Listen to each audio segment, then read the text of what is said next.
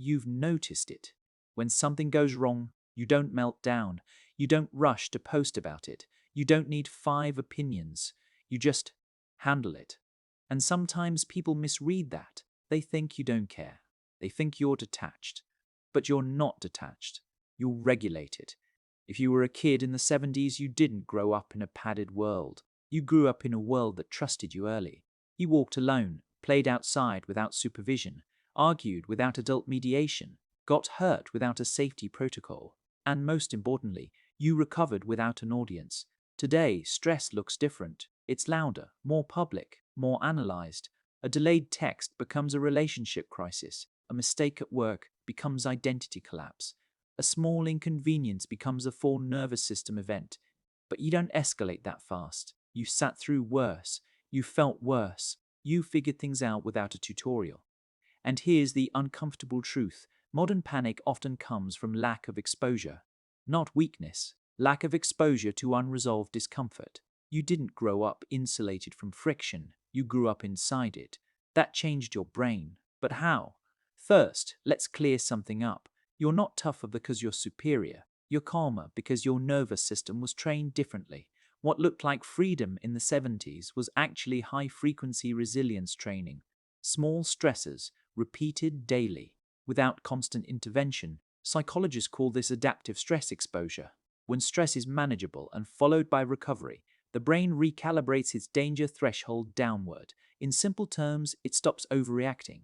You weren't raised fearless. You were raised familiar with discomfort, and familiarity reduces panic. Let's break this down neurologically. Your brain runs on prediction. It constantly asks, have we survived this before? If the answer is yes, panic decreases. If the answer is no, alarm increases. In the 70s, you survived a lot of unpredictable micro-events. You got lost on your bike, you misjudged a jump, you knocked on a stranger's door to use the phone, you navigated boredom without stimulation. Every time you completed one of those cycles, your brain updated its internal model. Uncertainty does not equal catastrophe. That update strengthens communication between the amygdala, threat detection, and the prefrontal cortex, decision-making. Think of it like this. The amygdala is the smoke detector. The prefrontal cortex is the adult in the house. If the adult has handled real fires before, the smoke detector doesn't control the whole building. It alerts, but it doesn't dominate. Your childhood gave your adult brain early practice. So now, when chaos happens, the signal goes, assess first, react second, not the other way around. There's another layer most people overlook. You experienced unstructured autonomy, no constant tracking, no instant rescue. That builds something called internal locus of control, the belief that outcomes are influenced by your actions. When you believe you can influence outcomes, panic drops, because panic thrives on helplessness, and you didn't grow up helpless, you grew up responsible, even when no one was watching. But here's the part that makes this viral worthy. Your calm isn't just emotional. It's biological memory, stacked repetitions of, I've handled worse. So how do you keep that advantage in a culture that amplifies panic? These aren't motivational tricks. They're neurological reinforcements. You're not building toughness. You're maintaining calibration. What to do? Resist narrating minor stress as major threat. Why it works. Language shapes threat perception. Catastrophic labeling increases amygdala activity. Neutral labeling preserves regulation. Example. Instead of, this ruined everything, you say, this is inconvenient. Your body responds to the scale you assign. Avoid over-optimizing comfort. Take the stairs. Have unscripted conversations. Navigate without GPS sometimes. Why it works? Micro-discomfort activates resilience pathways. Avoidance weakens them. Example, you get slightly lost driving somewhere new. Instead of panicking, you adapt. The brain logs another survival cycle. Process stress privately before broadcasting it. Why it works? Social amplification increases emotional intensity. Reflection strengthens prefrontal processing before external validation loops kick in. Example, instead of texting 5 people about a conflict, you sit with it for 20 minutes. Clarity increases. Reactivity drops. Take one concrete action immediately. Why it works? Action reduces uncertainty.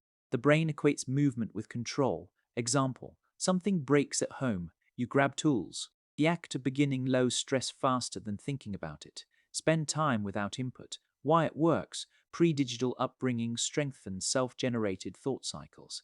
Constant stimulation weakens them. Example, 10 minutes on the porch at night. No phone, just air and thought. Your nervous system stabilizes. Each of these preserves what your childhood built. Exposure. Agency. Completion. But here's the deeper layer. Your nervous system is like an old-school thermostat. It doesn't spike at every temperature change. It waits, measures, responds proportionally because it was tested in real environments, not simulations. You didn't just experience stress, you completed stress cycles. That completion is everything. Unfinished stress creates anxiety. Finished stress creates resilience. That's why you don't panic easily, not because nothing affects you, but because your brain has evidence. Evidence beats fear. Every time. The world is louder now, faster, more reactive, but inside you is wiring built in a slower era, an era that required adaptation without constant reassurance. And that wiring still works. You don't need to prove it. You don't need to explain it. Just notice it. The pause before you react. The steadiness in your voice. The instinct to solve instead of spiral. That's not emotional distance. That's practiced regulation. And in a world that panics quickly, that quiet steadiness is rare.